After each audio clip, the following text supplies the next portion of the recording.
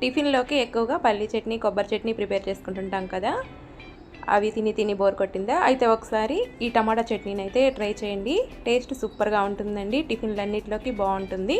దీనికోసం ప్యాన్లో ఆయిల్ వేసుకోవాలి. 1 స్పూన్ జీలకర్ర ఫ్రై అయిన తర్వాత 5-6 ఎండుమిర్చిని కూడా వేసుకొని ఫ్రై చేసుకోవాలి. దీంట్లో కొంచెం కరివేపాకు, ఒక 6-7 వెల్లుల్లిపాయలు కూడా వేసుకొని ఫ్రై చేసుకోవాలి. తర్వాత మీడియం సైజులో ఉండే ఉల్లిపాయలు 2 చిన్న ముక్కలుగా కట్ చేసుకొని అవి కూడా వేసుకొని ఫ్రై చేసుకోండి. ఉల్లిపాయలు ఫ్రై అయిన తర్వాత ఒక 5 టమాటాలని ముక్కలుగా కట్ చేసుకొని వేసుకోవాలి. దీనిలో ఒక చిన్న రెమ్మ చింతపండు వేసుకోవాలి. మీడియం ఫ్లేమ్లో వీటిని టమాటాలు మగ్గే వరకు, మెత్తపడే వరకు మగ్గించుకోవాలి. తర్వాత గుప్పెడు కొత్తిమీర వేసుకొని కలుపుకున్న తర్వాత చల్లారిపోయాక మెత్తగా ఈ విధంగా గ్రైండ్ చేసుకోవాలి. మీకు కావాలనుకుంటే కొంచెం వాటర్ యాడ్ చేసుకొని గ్రైండ్ చేసుకోవచ్చు. ఇప్పుడు ఈ పచ్చడికి పోపు పెట్టుకుందాం. 1 స్పూన్ ఆయిల్ వేసుకొని తాలింపు దినుసులు వేసుకోండి. 1 స్పూను తాలింపు వేగిన తర్వాత పచ్చళ్ళలో వేసుకొని కలుపుకుంటే టమాటా చట్నీ రెడీ అయిపోయినట్టు.